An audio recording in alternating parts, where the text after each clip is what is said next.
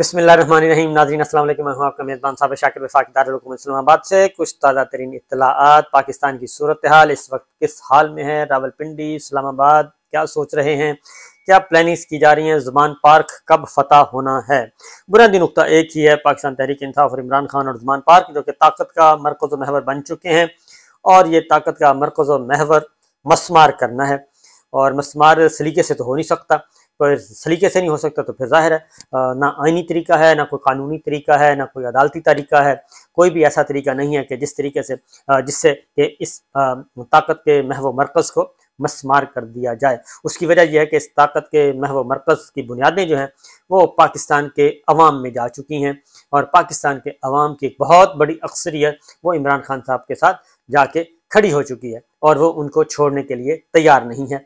अब इमरान खान साहब को ज़ाहिर है कमज़ोर किया जा रहा है, और उनको कमज़ोर करने के लिए उनके टांगें, बाजू और मुख्तलिफ जो उनके सहारे हैं, जो उन जिस इमारत जिस बुनियाद पे वो इमारत खड़ी है, तो उस इमारत को कमज़ोर किया जा रहा है। उसके मुख्तलिफ पिलर्स जो हैं, बड़े बड़े प्लाजे आपने देखा होगा, एक नीचे से पिलर हटा देते हैं, फिर दूसरा, फिर तीसरा, तो इमारत कमज़ोर होती जाती है, और वो समझते हैं कि ये सारी धाम करके गिर जाएगी। लेकिन ये जो इससे वक्ती तौर पे तो शायद कोई फ़ायदा हो जाए, इन द लॉन्ग रन इसमें फ़ायदा होने वाला नहीं है। वक्ती तौर पे माजी में बहुत सारे हमारी इस्टेब्लिशमेंट ने सारे तजर्बे करके देख लिए, क्योंकि ये कोई नई चीज़ तो है नहीं, कोई रॉकेट साइंस भी नहीं है। ये सारे का सारा अब चीज़ें नज़र आ रही हैं। पहले ज़रा छुप छुपा के किया जाता था, अब खुलेआम किया जा रहा है, और बहुत ज़्यादा तकलीफ दे चीज़ें हैं, बहुत ज़्यादा हैं। क्योंकि माजी में हमने देखा कि करप्शन का होता था, करप्शन कार्ड इस्तेमाल किया जाता था, और अकाउंटेबिलिटी कार्ड इस्तेमाल किया जाता था। लेकिन इस दफ़ा बिल्कुल मामला मुख्तलिफ है। आर्मी एक्ट और फौजी अदालतें, ये दो, और official secret act, army act और फौजी अदालतें, 25 साल कैद, 15 साल कैद, 12 साल कैद, ये कार्ड चल रहा है इस वक्त। यानी कि कौमी सलामती का कार्ड इस वक्त चल रहा है जी। चूँकि वो एक इवेंट हुआ है, वाक़या हुआ है, और उस वाक़े की बुनियाद पे कोर कमांडर हाउस वाला उस वाक़े की बुनियाद पे अब सारों को रगड़ा लगाने की कोशिश की जा रही है। और वो एक तरफ वो रख देते हैं आर्मी एक्ट, दूसरी तरफ रखते हैं बताएं जी, और जब नहीं मानते तो फिर कारोबार के मसाइल आ जाते हैं। आपका ये कारोबार है, अगर आपने ये नहीं माना तो आपका कारोबार, फिर हम आपको कारोबारी के नुकसान पहुंचाएंगे, फाइनेंशियली नुकसान पहुंचाएंगे। अगर फिर भी कोई नहीं मानता, क्योंकि ज़ाहिर है कारोबार बिखरे होते हैं, कुछ कारोबार बाहर भी हैं, इसलिए वो बंदा कहता है कि नहीं, बर्दाश्त करते हैं। जब कारोबार की भी बात आती है तो फिर क्या आता है, फिर बच्चों को लेके आते हैं, बीवी बच्चों को ले आते हैं, फैमिली को ले आते हैं, वालदा को ले आते हैं। तो इमरान खान साहब ने एक बात की थी पिछले दिनों, मुसलसल कह रहे थे कि जो जेल में कैद लोग हैं उनको बहुत बुरे तरीके से ब्लैकमेल किया जा रहा है, और बहुत ज़्यादा दबाव डाला जा रहा है, और गैर इंसानी सलूक किया जा रहा है, और गैर इंसानी सलूक करके उनको तोड़ा जा रहा है, और तोड़ के उनको दबाव डाल के ब्लैकमेलिंग करके उनको पाकिस्तान तहरीक इंसाफ छोड़ने की बात की जा रही है। और इमरान खान साहब को छोड़ दें, पाकिस्तान तहरीक इंसाफ को छोड़ दें, और 9 मई के वाक़यात की मज़म्मत करें, और अफ़वाज पाकिस्तान और कौमी जो हमारे इदारे हैं, अफ़वाज पाकिस्तान का ख़ास तौर पे मुसल्लह अफ़वाज का, GHQ का, उसका आप ज़रूर ऐलान करें कि हम उनके साथ हैं। तो सारों का एक ही स्क्रिप्ट है। जितने भी इस वक्त तक जितनी भी फतूहात हमारी इस्टेब्लिशमेंट ने हासिल की हैं पिछले 4-5 दिन से, उनका स्क्रिप्ट एक ही है, उसमें कोई डिफरेंट नहीं है। स्क्रिप्ट जो है वो 4-5 लाइनें वो लिखी होती हैं, बल्कि एक तो वाक़या ऐसा भी हुआ कि वो व्हाट्सएप पे पढ़ के अपना जो स्टेटमेंट है वो व्हाट्सएप देख के पढ़ रहा है, क्योंकि उनको व्हाट्सएप पे भेज दिया था किसी ने कि आपने ये पढ़ना जाके, तो वो व्हाट्सएप पे वो रहनुमा जो है पढ़ रहे हैं।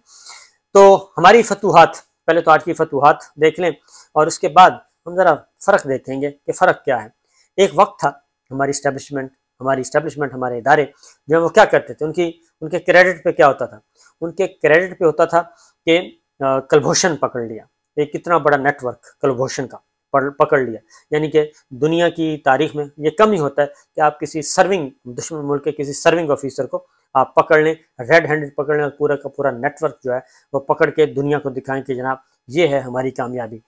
ये कामयाबी का ये लेवल था हमारे इदारों की कामयाबी का, उनकी अचीवमेंट्स ये थी। और फिर क्या अचीवमेंट्स थी कि हमने दहशतगर्दी के खिलाफ जंग, एक बड़ी मुश्किल जंग थी, वो लड़ी, और हमने अपना इलाका जो है वो क्लियर करवाया। और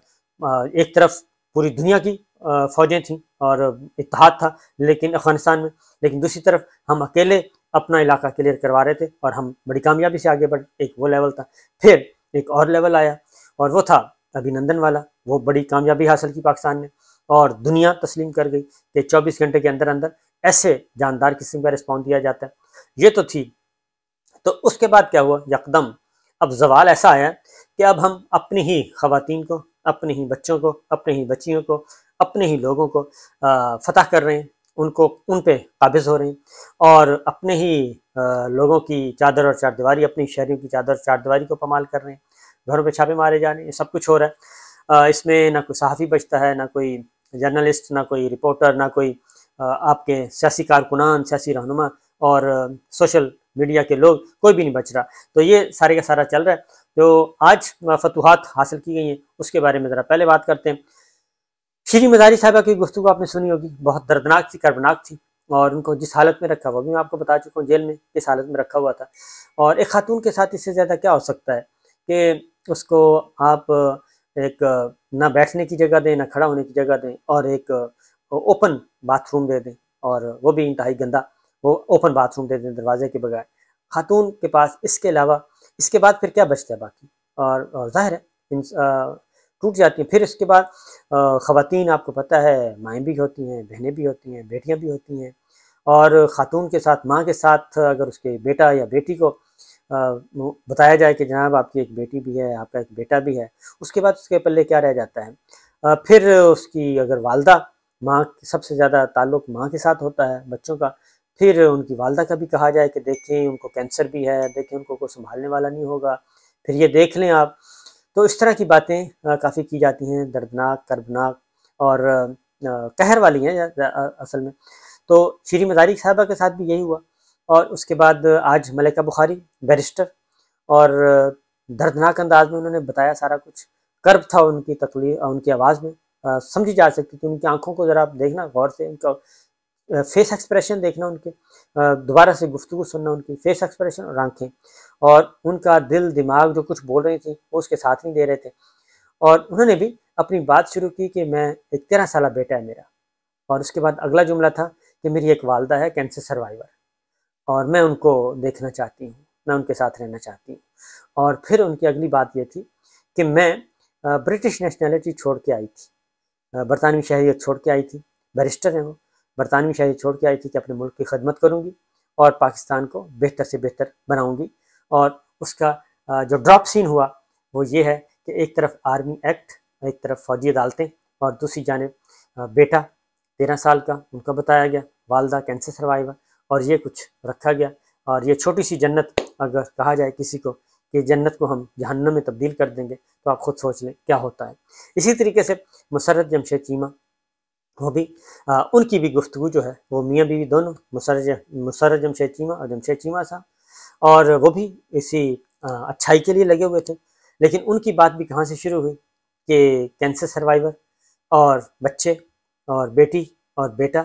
اور یہاں سے سلسلہ انہوں نے، ان کی گفتگو بھی یہاں سے شروع ہوئی، اور انہوں نے بھی یہ اپنا دکھ بیان کیا، اور جملے ایک ہی ہیں کہ ہم مذمت کرتے ہیں، وہ بڑا ہی تاریخ کا دردناک واقعہ تھا، اور اس کے بعد اگلا ہوتا ہے کہ ہم پارٹی چھوڑ رہے ہیں، پارٹی سے ہمارا کوئی تعلق، لا تعلقی کا اعلان کر رہے ہیں، ہم عمران خان صاحب کو بھی چھوڑ رہے ہیں۔ یہ چند جملے آپ لکھیں، یہ چند جملے آپ بولیں، اور یہ اب عدالتوں میں بھی، اب تو ججز بھی کہنا شروع ہو گئے ہیں، ہائی کورٹس کے ججز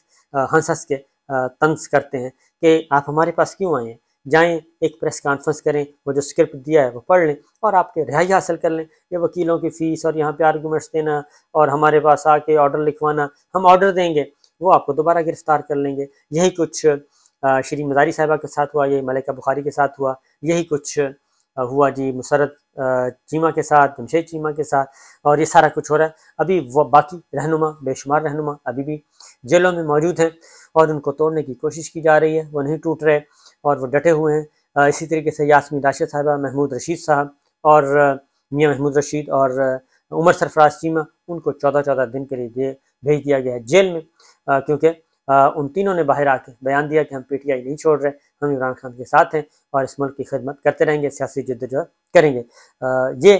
لیول ہے جی، یہ سارا کچھ ہو رہا ہے۔ تو کہاں ہم کلبھوشن کو، اور کہاں ہم ابھی نندن کو اور طیارے گراتے تھے، اور کہاں ہم اپنے ہی شہریوں کو گرا رہے ہیں، اپنی ہی خواتین کو گرا رہے ہیں، اپنے ہی لوگوں کو فتح کر رہے ہیں، اور نفرت کے بیج جو ہیں وہ ایک پوری کی پوری فصل ہم بو رہے ہیں، اور اس فصل کو کاٹے گا کوئی آنے والا۔ وہ آنے والے کے لیے کتنے مسائل ہوں گے یہ ہم نہیں کہہ سکتے، لیکن ظاہر ہے وہ کہتے ہیں کہ ہماری انا کی تسکین جو ہے وہ ہو جائے، بغض انتقام جو ہے ہمارا انتقام پورا ہو جائے، اور ہم نے اپنی انا کی تسکین کرنی ہے، آنے والا جانے اور یہ ملک جانے اور یہ باقی سارا کچھ جانے، یہ قبیلے بھی ادھر ہی پڑے رہیں گے، ادارے بھی ادھر ہی ہیں، میں اپنا کام کر کے اپنی مرضی کے مطابق چلا جاؤں گا۔ تو یہ اس وقت کی سچویشن ہے، اور آگے ہو کیا رہا ہے، بہت ہوا کھڑا کیا گیا تھا، اس پہ بات کریں تو ہو سکتا ہے مسائل ہی مسائل پیدا ہو جائیں، کیونکہ عمران ریاض خان مسنگ میں شمار ہیں، کچھ پتہ نہیں چل رہا، ان کی بیوی، ان کے بچے، ان کے والد صاحب در بدر ہیں، اور وہ کہہ رہے ہیں کہ ہمیں کم از کم بتا دو دیں کہ وہ ہیں کس حالت میں، یہی دکھا دیں، اور وکلا ان کی بڑی ہی گفتگو کر رہے ہیں کہ ان پہ تشدد ہوا، پھر ہسپتال لایا گیا، پھر کہاں رکھا گیا، یہ سارا کچھ ہے۔ تو میں یہی کہوں گا کہ اتنا ظلم نہ کریں، اتنا قہر نہ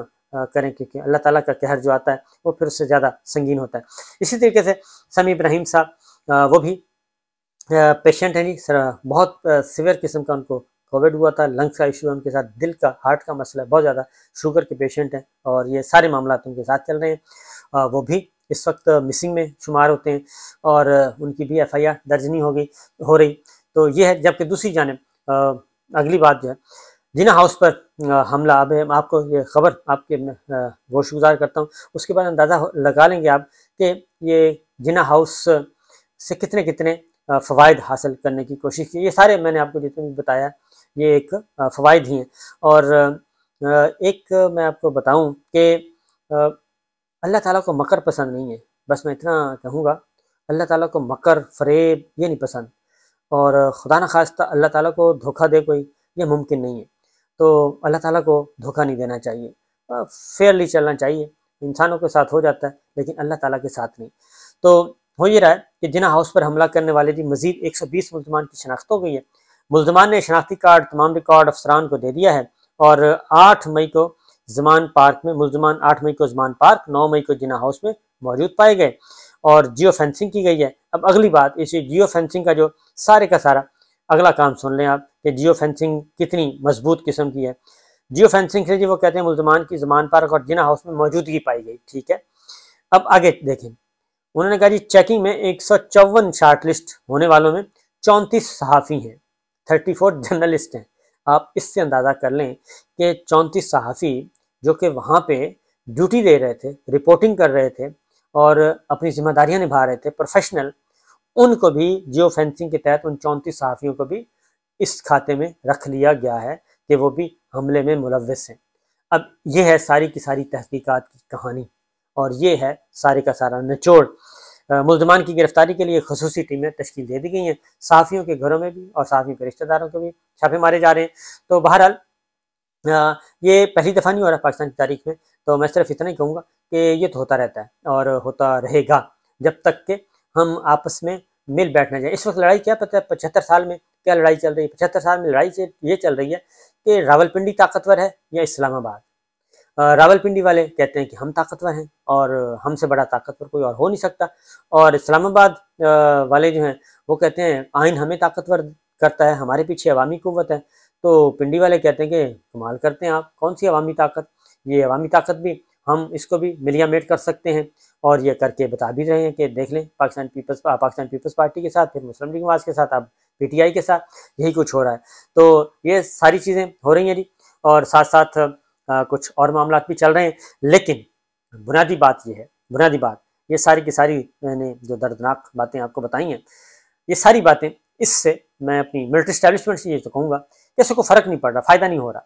ان دا لانگ رن نقصان ہی نقصان ہے، اور لوگوں کے فیملی میں بہت زیادہ اس پہ نفرت پائی جاتی ہے، میں آپ کو بتا رہا ہوں۔ اور ٹھیک ہے وقتی طور پہ کوئی تسکین حاصل ہو جائے گی، لیکن بالآخر اس سے نقصان ہوگا، اور پاکستان اور پاکستان کی مسلح افواج کو نقصان ہوگا، کیونکہ یہ سب کے سب لوگ پڑھے لکھے ہیں، اور پڑھے لکھے لوگ ہیں، پاکستان کی خدمت کرنے آئے تھے، اور پاکستان کی خدمت کرنے کی وجہ سے یہ سارے ہیں۔ لیکن اب ہر داستان جو ہے، ہر جیل سے رہا ہونے والے کی داستان جو ہے وہ بڑی ہی خوفناک اور دردناک ہے۔ اللہ تعالیٰ ہمیں سمجھنے کا بھی موقع دے، صحیح بات کرنے کی توفیق دے اور صحیح فیصلے کرنے کی توفیق دے۔ باقی باتیں انشاءاللہ پھر کریں گے، اجازت دیجیے، اللہ حافظ۔